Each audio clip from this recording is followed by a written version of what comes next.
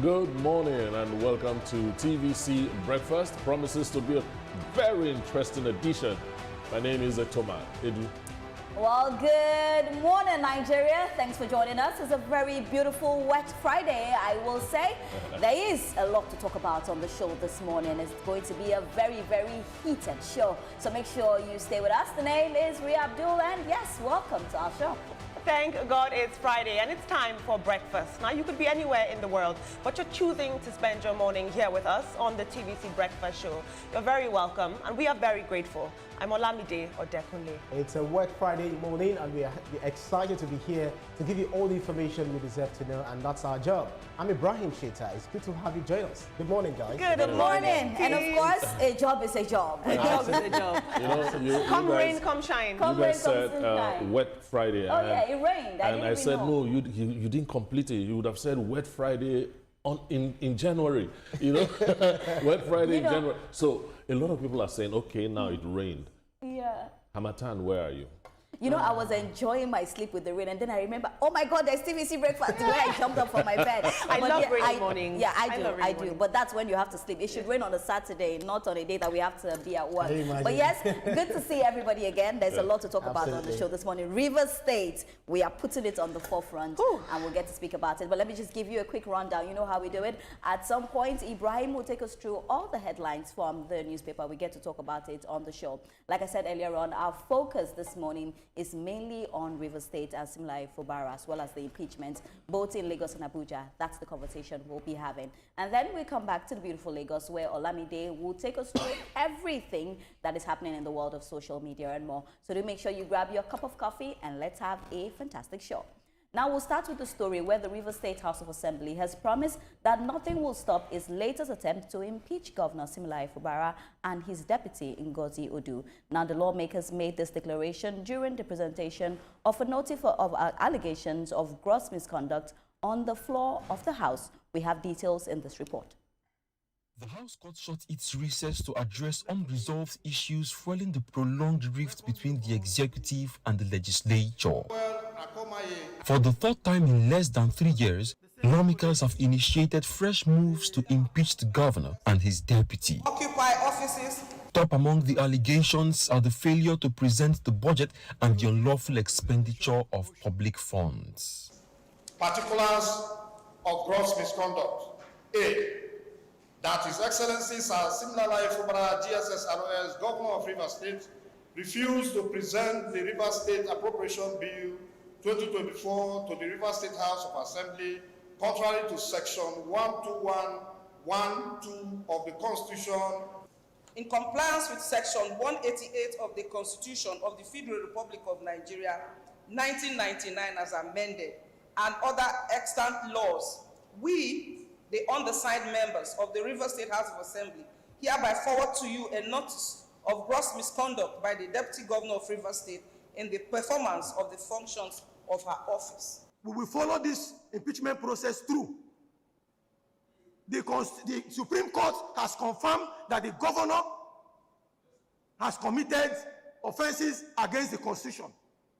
Let the law take its course.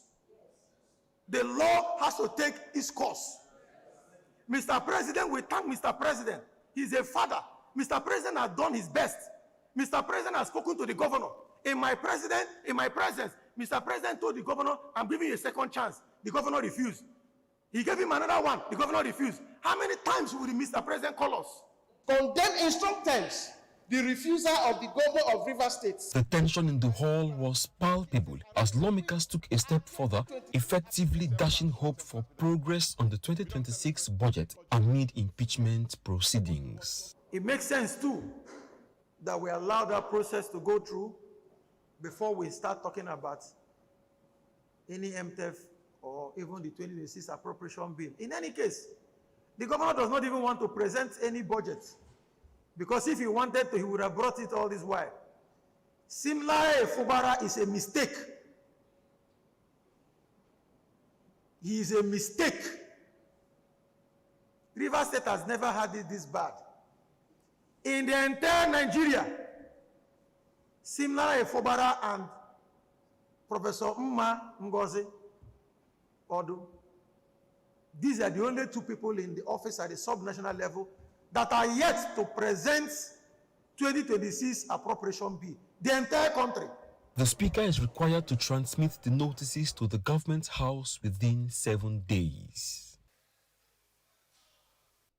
Meanwhile, the All Progressive Congress in Rivers State has condemned attempts by the House of Assembly to impeach Governor Siminalayi Fubara, advising them to resist pressure from outside the Assembly chambers. In a statement by factional APC spokesman in Rivers State, under the period of emergency rule, a budget was transmitted to the National Assembly by the President and approved by the National Assembly and is expected to run until August 2026.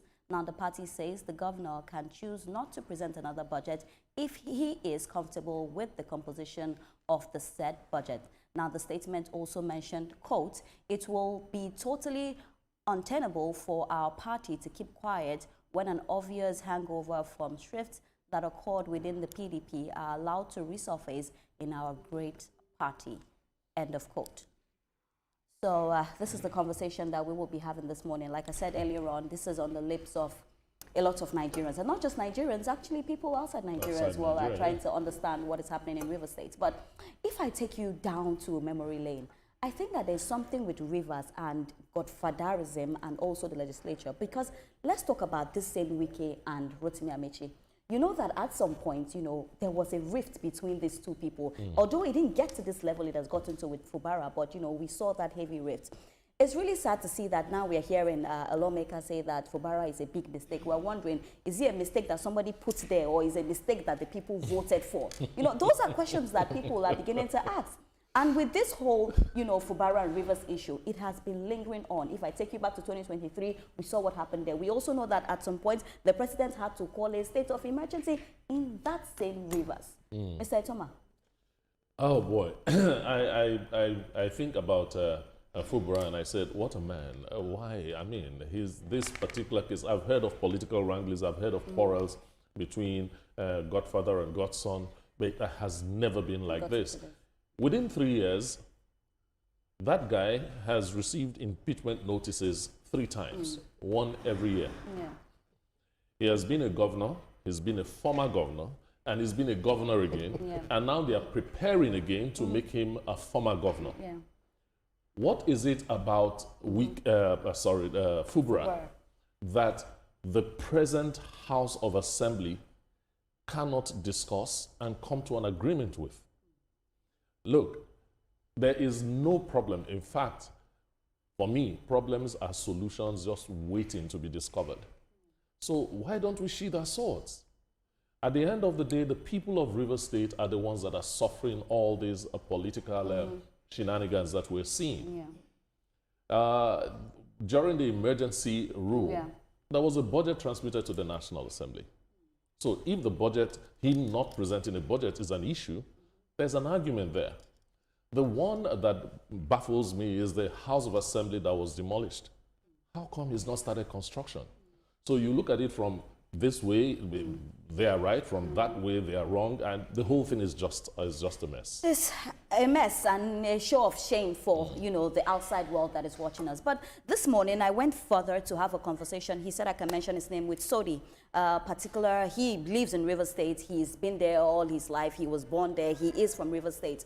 And one thing he said to me was the fact that the people in Rivers State are not happy because they have not given Siminalayi Fubara the opportunity to even be a governor.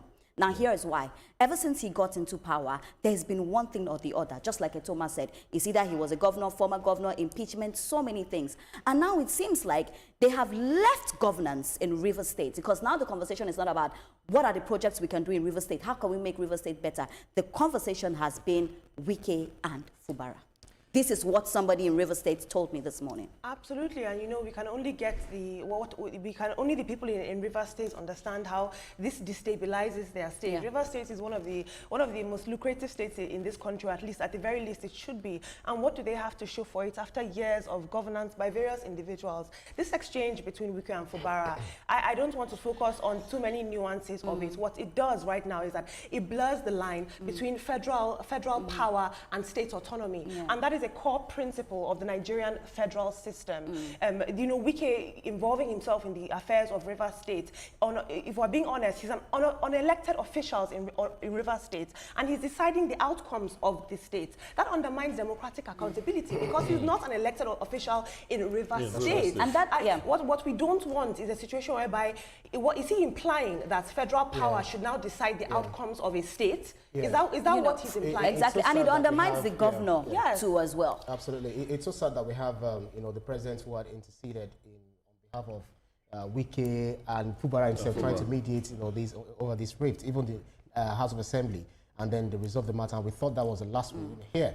But it's so sad what Governor Fubara is also doing, because you can't go ahead and start spending, making capital projects and all of that without proper budget. Although he was saying that when he left office, the time he was suspended, the sole administrator was able to raise the revenue from 300 billion naira to 600 billion naira. And that was done in 6 months. So what were you doing from, you know, the time you also took office? You were able to only make... given a chance to be a governor. So the thing is, proper budgeting has had to be done before you begin to spend. That is what the House, that's what the lawmakers are saying. So even during the Christmas, he sent them 100,000 naira each, and they were like, are you kidding me? So I think there is more to it than meets the eye. We're going to talk about it much more. Like, why is Wike the whistleblower? The whole show today is about what is happening in River State. But before we just close on this, I think that the people of River State deserve better. They deserve to see good governance rather than this rift that is happening. Because the more we have this rift, the more the people get to suffer.